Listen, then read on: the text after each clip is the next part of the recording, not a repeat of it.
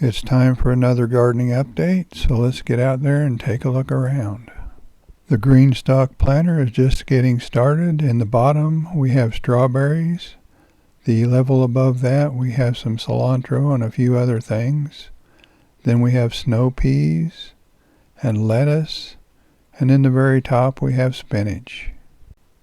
Here's a look at what it looked like last year. In the top we had beets, then we had some beans, some peppers, some more beans, and some more peppers in the very bottom. I'm growing sweet potatoes in the straw bale like I have the last few years, and this year the inside of the bale heated up to 135 degrees Fahrenheit before it cooled back down. Here I'm harvesting a bale from a few years ago, and as you can see, this method works pretty well. China jade has become my favorite cucumber to grow for several reasons, so I planted some seeds in this tall tomato cage. Here's some China jade cucumbers that we grew last year, and as you can see, they're very long. They stay fairly narrow, which makes them crispy, and they're just an all-around good cucumber. Right next to the China jade cucumbers, I'm growing a small melon on a string trellis that I haven't grown in a couple of years. I'm not sure exactly how to pronounce it, so I'll put the name up on the screen. I really like the taste of this one a lot, and it's pretty small, so you can grow it on a trellis. And as you can see, it has very thick walls inside. Here's what our garlic looks like. Last year I grew 6 different types of garlic, and 2 outperformed the rest, and I'm growing those 2 this year. They're purple glazer and Bavarian purple. These are some of the Bavarian purple garlic, and here's some of the purple glazer garlic. They were my favorite from last year. I'm going to be using a cattle panel trellis to grow our Monte Gusto pole beans this year.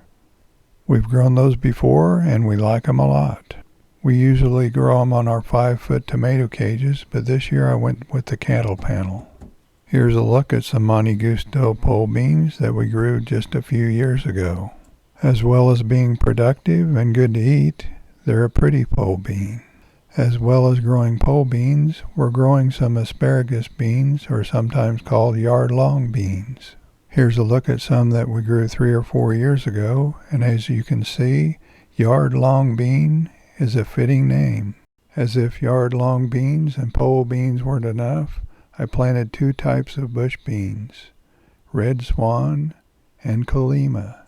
Those were my 2 favorites from last year. As my longtime subscribers know, I've grown bananas for the last 6 or 7 years. This is my replacement plant because my other one didn't make it through the winter. It made it through all of the previous winters, but I didn't mulch it last winter, and that made a difference. The older plant used to get about 12 feet tall most years. In a 10-gallon grow bag, I planted some Detroit dark red beets. They're my favorite beet to grow, and here's a look at some that I harvested a few years back.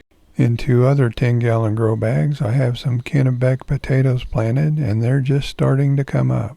This is a look at how they did last year in one of my 10-gallon grow bags, and I think they did pretty well. The rhubarb's just starting to get going good, along with a few other things over by the shed. I planted our baby asparagus plants in the asparagus bed and in a couple other places around the garden. In a few years, I hope they look something like these spears that are just coming up. Even though I took a couple of divisions off of our oregano plant, you can hardly tell it. It's still doing very well. I've been hardening off our pepper plants and tomato plants, and I'll have those in the ground in a day or 2. I planted the pepper plants quite a while back, so some of them even have some ripe peppers on them. I hope to do an update on the pepper plants and tomato plants once I have them all in the ground. I still have a lot of planting to do. I had to put this tray of small tomato plants in this cage because the robins were using the moist soil to make their nest. In this 10-gallon grow bag, I have some Sugar Ann snap peas that are just getting started.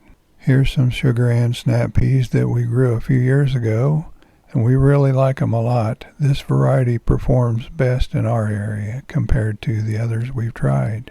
I still haven't decided where to put these strawberry plants. I used some of them for the green stalk planter, but I still have quite a few left. Along with all the vegetables we're planting, we also have some flowers that are starting to bloom. We have quite a few irises and peonies. If you're just now finding this channel and you haven't subscribed yet, please subscribe. Thanks for watching. We'll see you next time.